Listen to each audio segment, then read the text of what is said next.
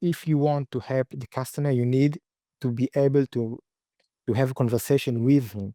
WhatsApp is one tool. You can reach him in many other tools, but the key factor is to be able to react fast, answer a question, and have a conversation.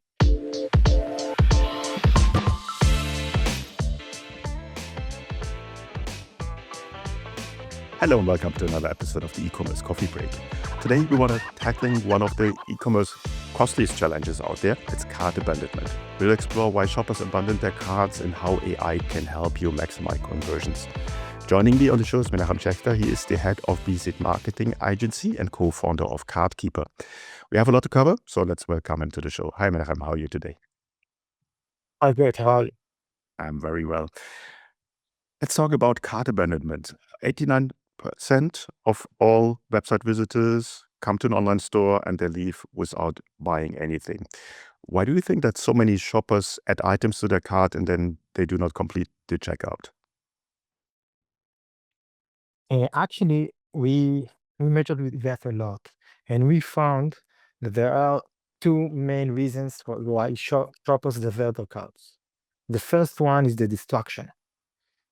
Think about it. The customer has chosen the item, reach out the checkout, fill the shipping details, and then an Instagram notification pops up. One split second, the distraction, and the user will go away. The second reason is misinformation or actually missing confidence. The shopper hesitate because the key details aren't crystal clear. Uh, when, when will my order will arrive? Can I return it easily? Is it is installment payment is an option? Did I miss something in the refinement? Too many options that can be uncertainty. It's all taken to sell in the purchase. Now, that makes perfect sense. And obviously, a lot of marketers use sort of interruption marketing. So people aren't really prepared to buy anything. They basically see something and then there's this impulse buy, say, I want to buy it. And then all these reasons that you just mentioned are coming into play. And then at the end of the day, they don't buy. Now, a standard checkout page obviously is not really providing all this information that you just mentioned. How can AI help with that? So actually, AI cannot do it by its own. You need to take care of few factors here. The first thing is the real-time trigger. The moment checkout inactivates the theft, you should to find to fire the notification to the customer. You can give them a one tap resume, some nice message, and you kept the user in the very mindset that he left the website. And in that way, that's the first component. It's very important components to keep the user in the same mindset. The second one is where the AI enters. Actually, the AI can give the customer a very important and helpful information, which react exactly to the customer's concerns. Actually, we developed a kind of AI shopping assistant. We try to prevent the cart abandons in advance. You can pulls the live products, shipping, all the data you need, the policies, and you can reply the question during the purchase, so the user never lost any important details. And if the cart has been abandoned, you can reach him and answer his question with the AI chat, also in WhatsApp and other tools too. So if you can react fast, warmly, and give important details for the purchase, those are key factors that you can help to prevent that. You said outreach through WhatsApp is one option, and obviously you're really starting a conversation with your shopper, which usually would not happen. Talk me through the process. How does it look in real life? Yes, first of all, the conversation is crucial here. That's actually the big difference between the all I call it we call it the all the tools. If you want to help the customer, you need to be able to have a conversation with him. WhatsApp is one tool. You can reach him in many other tools, but the key factor is to be able to react fast, answer a question, and have a conversation. So in our case, so in the moment that the checkout inactivity is detected, the CartKeeper or open a WhatsApp chat. We send them an option in one tap. You send them a message that you first you present yourself as the shop owner and say, "Hi, here's Mark. Uh, you, I just want to make sure that everything's fine with the purchase. If you want to complete it, you can click here. If you have any questions, just reply me here, and I will reply as fast as possible." So they have one tap click to finish the purchase, and they have the option to start a question about the returns policy, about shipping times, and everything that hold them from finish the order. Now, in the past, we had chatbots, but they were sort of static. So they basically you had to really prepare a conversation. AI has changed this. It's very dynamic. Where does AI pull the information from? That's amazing. You're right. The old chatbots were terrible because you need to script them up front. And once the GPT starts, we can have a very freely conversation and ask for about many things. But GPT has its hallucination calls, because they give you information which not really accurate. That is a very important thing that we had to prevent when we create a chatbot for e-commerce store. Chatbot for e-commerce store learn from the database of the Shopify store. It learns from the policy. It learn from the F&As, and you also can set the tone of the chat, so we can communicate in the chat in the shop style. It's the very same. I got when we run our test. One of the client of customers said it's like to train a new employee in my store and teach him how to communicate, how to be polite. Uh, what is how you can help the customer. We can offer all maybe discount. It's the very same in smart AI assistant. We don't like it to call it a chatbot at all. It's an assistant that allows the user in the store to finish their order and to work 24/7. It knows every detail of the shop. It's learned database and the policies and the behavior. I have to say, it took us about 3 months to build this agent, to be able to build AI agent that learn very specific shop, can work on scale, can can operate in real time, and make it also cost effective. Because we the first version of the AI chat was very reliable, but it cost us in the API about $10 per conversation. So we needed to go back to the run table, and we rebuild the entire logic to make it stable, smart, and fast, and also cost effective. So we use a technique which calls embed, and it was very amazing. It took us more 2 months just to build it in that version. But now you have I think the most reliable AI shopper assistant, AI assistant, which also, and that's very nice, you can add to cart and finish the purchase after you got everything you need inside the chat. I mean, you ask the chat and you understand that if you look for a running shoe, you know what you know which brand you're looking for. You know your size. You just wanted to see if it's in the inventory, how fast it can arrive, and what is the return policy. you ask everything on the chat during your visit in the website. And when you're satisfied and you find the right shoe and the right price, the chat asks you, do you want to add it to your cart? Click here. You don't go out, you don't navigate somewhere else. You click here. The product has been added into the cart, and you can finish your purchase from the chat. You're still in the website, but everything goes through you, and you can manage everything without navigating and walk around in the website. So in that way, we trying to prevent and advance the abandoned cart. One last fact about that, we currently have about, I think, 780 active stores. So we till today we cover so many carts, and we learned how a cart abandoner is behave.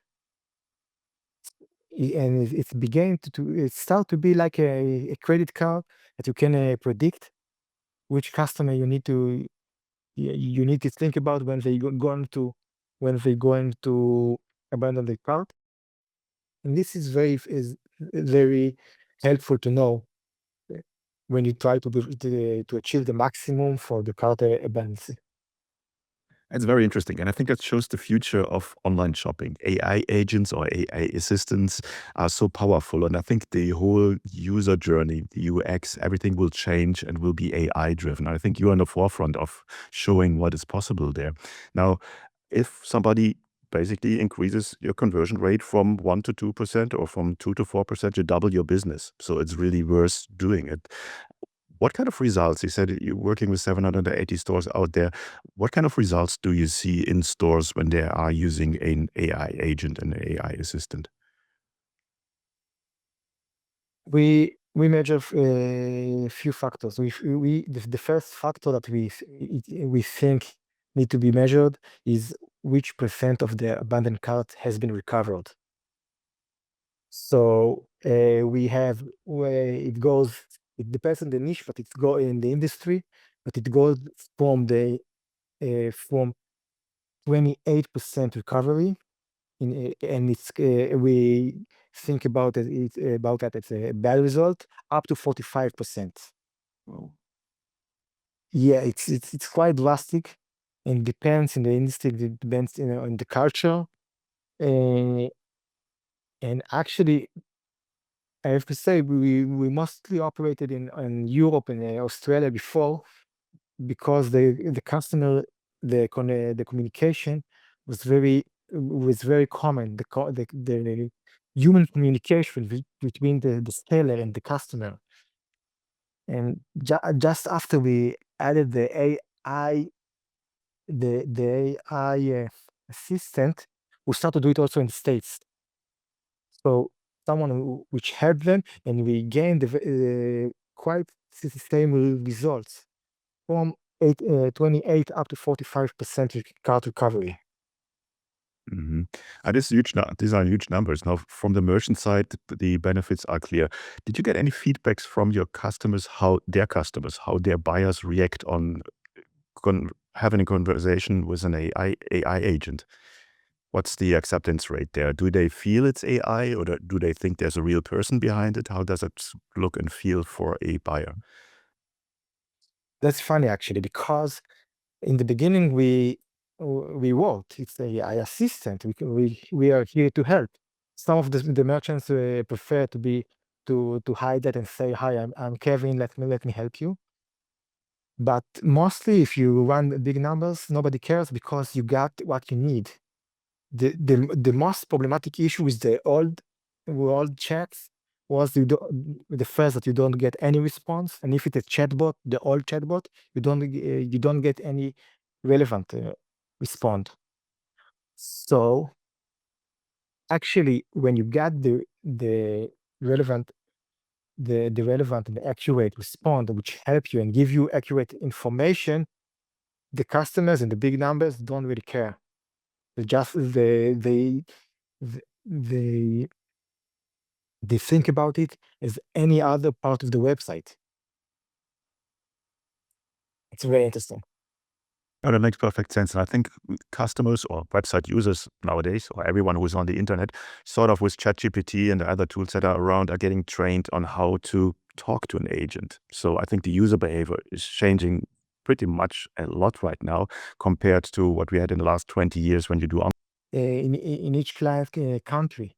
So maybe the database shouldn't be translated at all, but during the conversation, the chat translates it in very reliable way, and you can communicate in the shopper language, which is very important because most of the shops are in English or Spanish, and people try and they use the on browser translator, which is nice, but it's hard to get effective answer for that.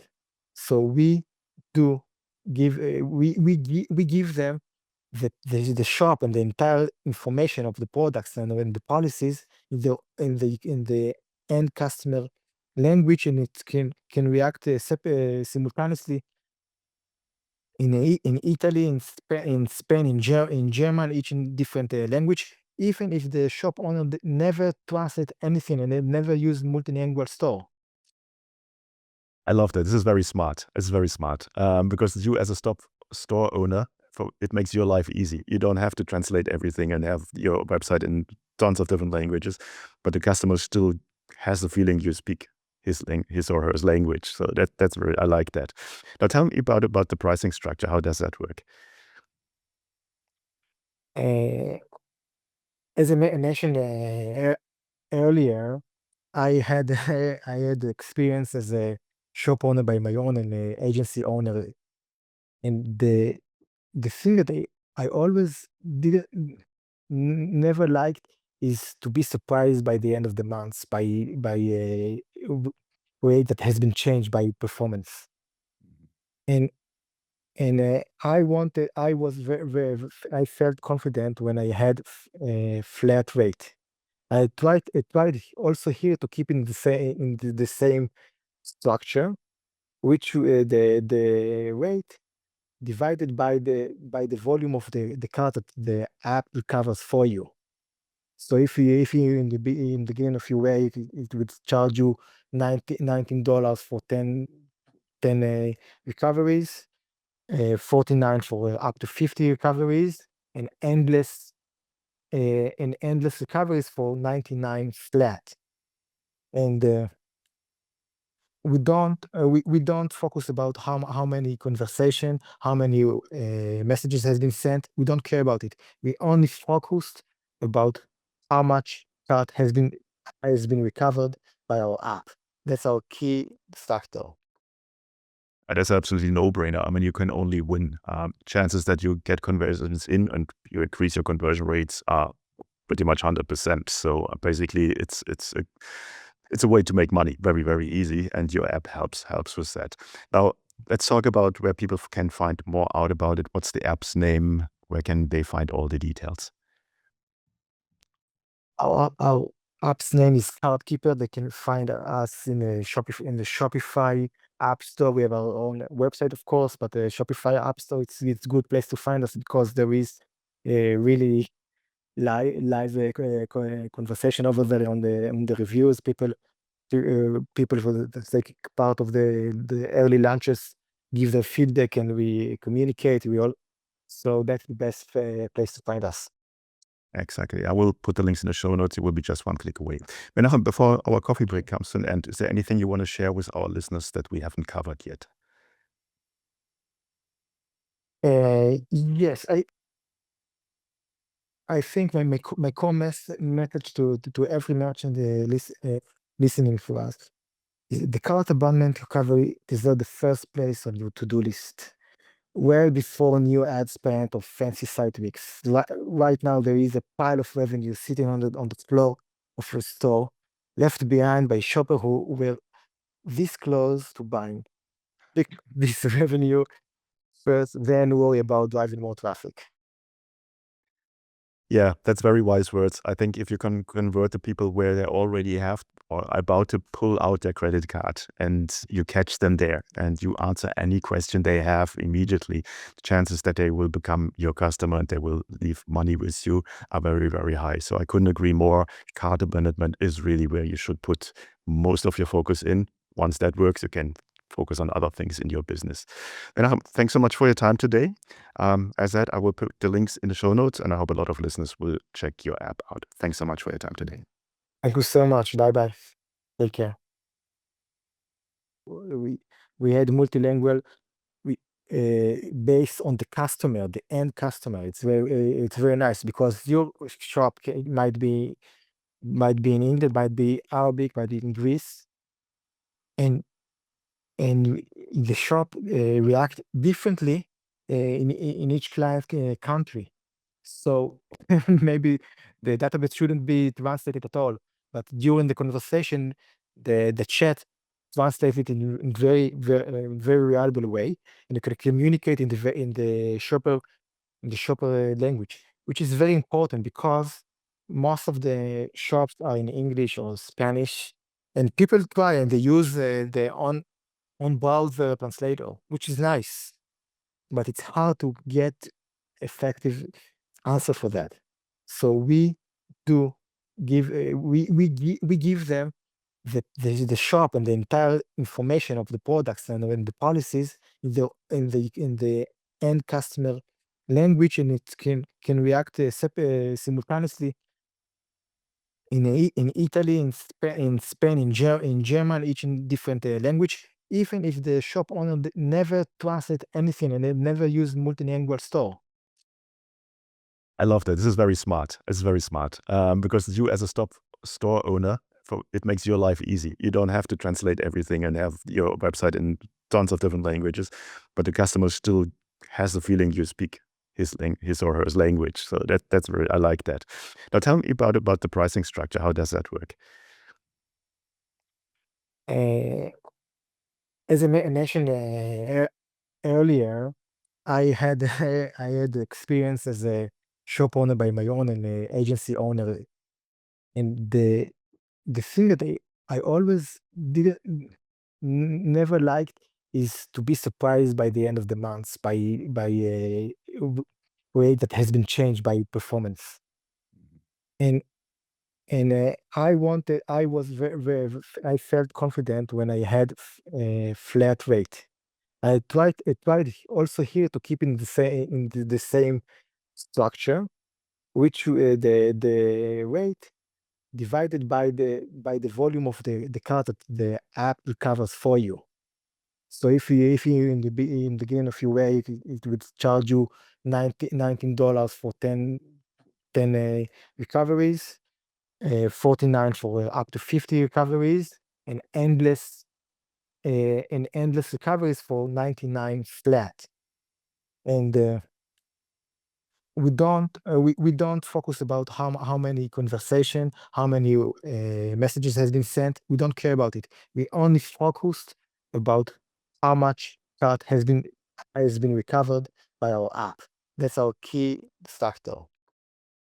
That's absolutely no-brainer. I mean, you can only win. Chances that you get conversions in and you increase your conversion rates are pretty much 100%. So basically, it's a way to make money very, very easy, and your app helps with that. Now, let's talk about where people can find more out about it. What's the app's name? Where can they find all the details?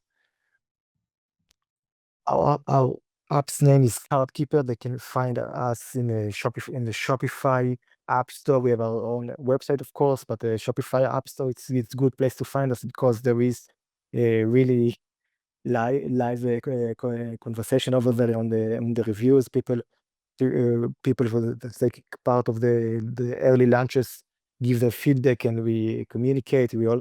So that's the best place to find us. Exactly. I will put the links in the show notes. It will be just one click away. Menachem, before our coffee break comes to an end, is there anything you want to share with our listeners that we haven't covered yet? Yes, I think my core message to every merchant listening for us The cart abandonment recovery deserves the first place on your to-do list. Well before new ad spend or fancy site weeks. Right now, there is a pile of revenue sitting on the floor of your store, left behind by shoppers who were this close to buying. Pick this revenue first, then worry about driving more traffic. Yeah, that's very wise words. I think if you can convert the people where they already have or are about to pull out their credit card and you catch them there and you answer any question they have immediately, the chances that they will become your customer and they will leave money with you are very, very high. So I couldn't agree more. Cart abandonment is really where you should put most of your focus in. Once that works, you can focus on other things in your business. And thanks so much for your time today. As said, I will put the links in the show notes, and I hope a lot of listeners will check your app out. Thanks so much for your time today. Thank you so much. Bye bye. Take care.